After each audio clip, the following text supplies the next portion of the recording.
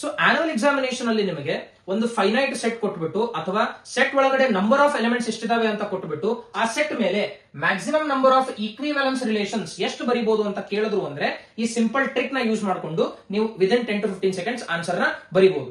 So ಯಾವುದೇ ಒಂದು set ಮೇಲೆ ನಂಬರ್ ಆಫ್ ಈಕ್ವಿವೆಲೆನ್ಸ್ ರಿಲೇಷನ್ಸ್ ಎಷ್ಟು ಬರೀಬಹುದಪ್ಪ ಅಂತಂದ್ರೆ ಆ ಸೆಟ್ ಮೇಲೆ ನೀವು ಎಷ್ಟು ಪಾರ್ಟಿಷನ್ಸ್ ಗಳನ್ನ ಬರೀತೀರೋ ಅಷ್ಟೇ ಈಕ್ವಿವೆಲೆನ್ಸ್ ರಿಲೇಷನ್ಸ್ ಗಳನ್ನ ಬರೀಬಹುದು. ಸೊ ನಂಬರ್ ಆಫ್ ಪಾರ್ಟಿಷನ್ಸ್ ಗಳನ್ನ ನಾವು ಯಾವ ತರ ಫೈಂಡ್ ಮಾಡ್ತೀವಿ ಅಂದ್ರೆ we will use bells tree method.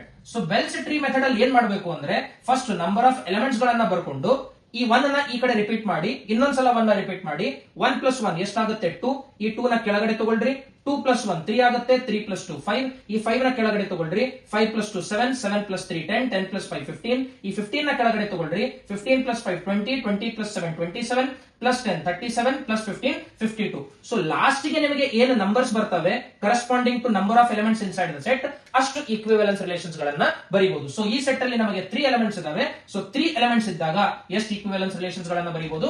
5 ಈಕ್ವಿವೆಲೆನ್ಸ್ relations ಗಳನ್ನ ಬರೀಬಹುದು. ಸೊ ಇದನ್ನ ಸೇವ್ ಮಾಡ್ಕೊಳ್ಳಿ ಅಂಡ್ ಇದೇ ತರ ಸಿಂಪಲ್ ಟ್ರಿಕ್ಸ್ ಗಳನ್ನ ಕಲಿಬೇಕಾಗಿತ್ತು ಅಂದ್ರೆ ನನ್ನ ಪೇಜ್ ನ ಫಾಲೋ ಮಾಡಿ.